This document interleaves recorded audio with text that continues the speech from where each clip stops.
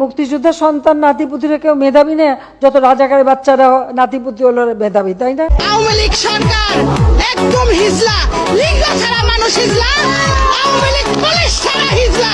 এই হিজলাদের বাংলাদেশ থেকে হটাতে হবে। ওই যে একটা কথা বলছে না, গুগু দেখছে গুগুর ফান দেখে নাই, হাসিনা এবার গুগুর ফান দেখবে, ওরা এবার গুগুর ফান। বাংলাদেশ জারি আন্দোলন বৃহস্পতিবার মৃত্যু মিছিলের পর শুক্রবারও মৃত্যু 3 জনের। আজ কেমন আছে বাংলাদেশ? আমাদের এই ইউটিউব চ্যানেলে পুরো ভিডিওটা শুনুন।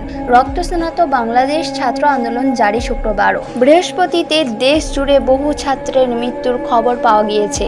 এরই মাঝে শুক্রবারও সকাল থেকে ঢাকার বিভিন্ন জায়গায় আন্দোলনকারীদের সঙ্গে সংঘর্ষ হচ্ছে পুলিশের। এই আবহে জানুন বাংলাদেশের সর্বশেষ পরিস্থিতির আপডেট। গতকাল বাংলাদেশ জুড়ে ছাত্র পুলিশ সংঘর্ষে মৃত্যু ঘটেছে 39 জনের। এর মধ্যে অধিকাংশ মৃত্যুর ঘটনা ঘটেছে বাংলাদেশের রাজধানী ঢাকায়। তার মধ্যে উত্তরা এলাকাতেই হিংসার জেরে বলি হয়েছে 11 জন। এদিকে এইসবের মাঝে আজও বাংলাদেশ জুড়ে কমপ্লিট শাটডাউন কর্মসূচি পালন করছে বৈষম্য বিরোধী ছাত্র সংগঠন। এই আবহে আন্দোলনকারীরা আজও বিভিন্ন জায়গায় পুলিশের সঙ্গে সংঘর্ষে জড়িয়েছে। আজ এখনো পর্যন্ত তৃতীয় আন্দোলনকারীর মৃত্যু খবর পাওয়া গিয়েছে। আজ এখনো পর্যন্ত 3 জন আন্দোলনকারীর মৃত্যুর খবর পাওয়া গিয়েছে। এদিকে আজ ঢাকায় মিছিলের ওপরে নিষেধাজ্ঞা জারি করেছিল পুলিশ, তবে বিএনপি আজ রাস্তায় নেমেছে। এদিকে আজ সকাল থেকেই ঢাকার রাস্তায় বিপুল সংখ্যক পুলিশ, র্যাব, বর্ডার গার্ড, বাংলাদেশের সদস্যদের দেখা যায়। আওয়ামী লীগের বহু নেতাকর্মীরাও লাঠি নিয়ে রাস্তায় নেমেছে।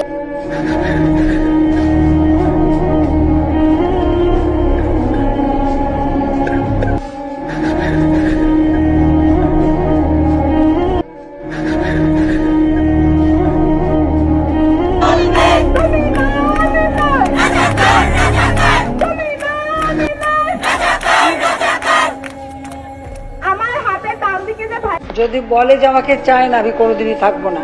এবং এটা ঠিক, দীর্ঘদিন হয়ে গেছে। অবশ্যই আমি চাই নতুন নেতৃত্ব আসুক। এখন বিদায় নেওয়ার জন্য আমি প্রস্তুত।